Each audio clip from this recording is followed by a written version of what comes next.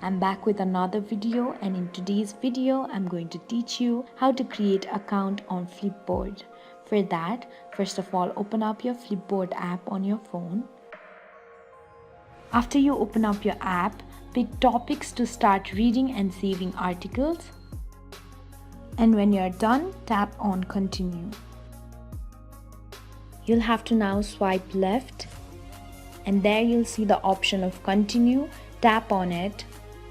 You can either sign up with Google, Facebook or email. For now, I'm going to sign up with email. Enter your username or email.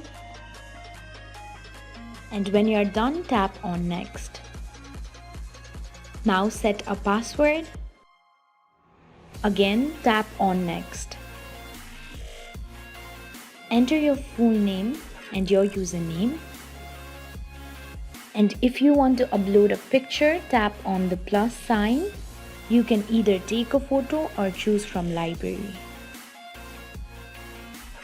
After that, tap on done. If you want the updates about the topics you have selected, tap on yes, count me in. A pop-up message will appear on your screen. Tap allow if you want Flipboard to send you notification. If not, tap on don't allow. This way you can easily create Flipboard account.